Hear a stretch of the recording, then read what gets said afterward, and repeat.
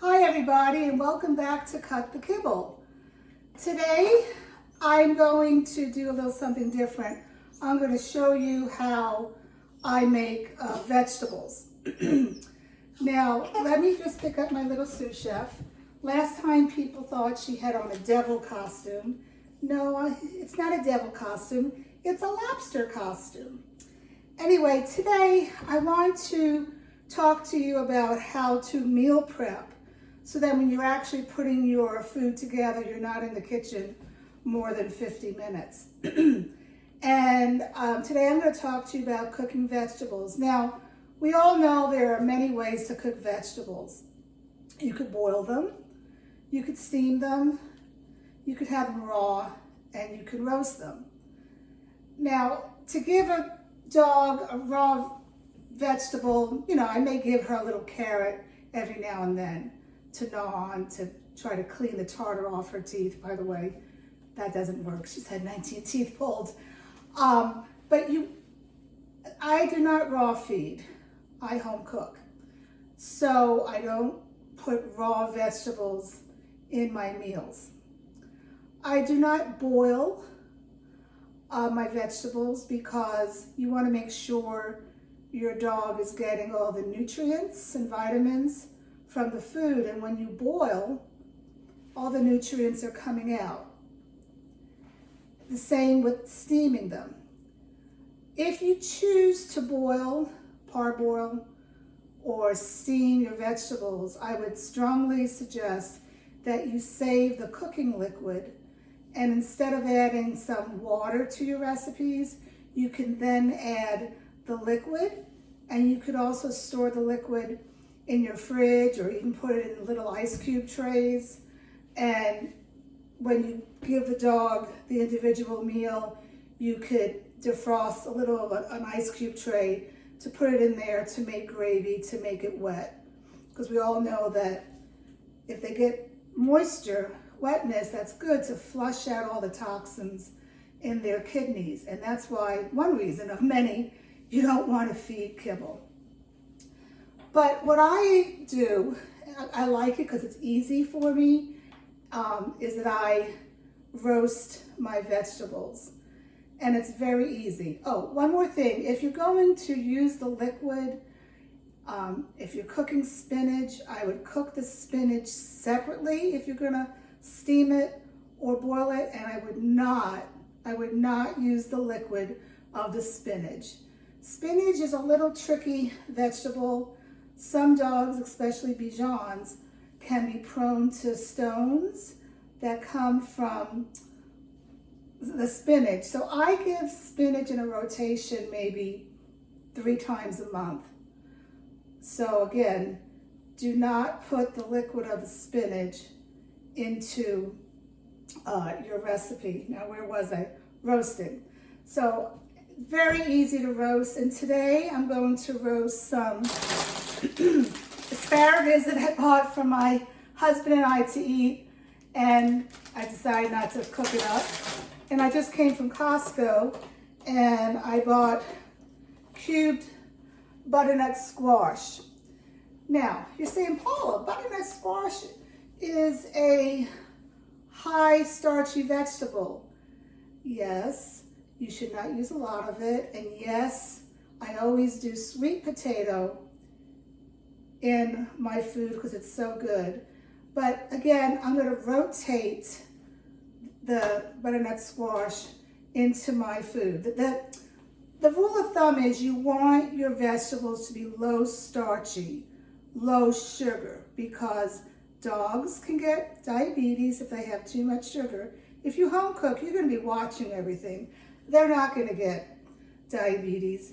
They also need exercise. Low starchy vegetables are asparagus. Asparagus are an excellent source of prebiotic foods also. All the low starchy vegetables are cauliflower, broccoli, zucchini. All of those I roast. High starchy foods, which you want to really, I don't want to say stay away from. You can give a little, but you have to do it a little bit sparingly. Are beets, carrots, peas, string beans, those are high starchy. They have high sugars. So if you want to give your dog a little string bean for a treat, fine. But I would not be always putting carrots and string beans in a meal. A lot of people, when they start home cooking, they say, oh, this is better than kibble. I'm going to throw together some peas and carrots and chicken and call it a day. No, there's a lot more that goes into home cooking. You need the supplements as well, as we have talked about in great detail. So I'm going to go ahead and start, and let's see if she could be a good girl. The first thing I'm going to do is get my asparagus. And I don't know if you've watched Barefoot Contessa. I love watching Food Network. She has a show where she peels the stems so it's not tough. Look, I make things easy. Let me get my strainer real quick. 1 second, please. I'm not peeling each individual asparagus. We compost a lot of stuff. So I'm just gonna get a bunch and cut it, break it off. This part goes in the compost, and this part's gonna go in a strainer that I'm going to wash. So I'm gonna go ahead and do this now. Okay. Now, what I'm going to do after these are all cooked, I'm going to put them in individual sandwich Ziploc bags so that when I'm ready to make a recipe, I pull it out. How much am I putting in the bag? Well, you know, it depends on how much you're cooking, how much your dog is eating. But basically, let's say 2 pounds of protein, I would use a 1/2 cup of the asparagus. Okay, so I'm not going to have her get real crazy here because I don't want her to fall out of her lookout car seat. So I'm going to take this off of her. And she's going down. Say bye-bye, everybody. Okay, so I'm going to wash these. I know you can't see me. I'm sorry. Okay. And then I'm going to get a sheet pan. See, just a cookie sheet pan.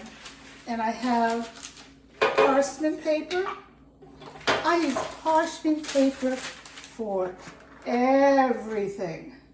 This can be bought cheaply at a warehouse store. And I'm going to lay my asparagus on here. I'm going to get a paper towel and get the excess water off of it.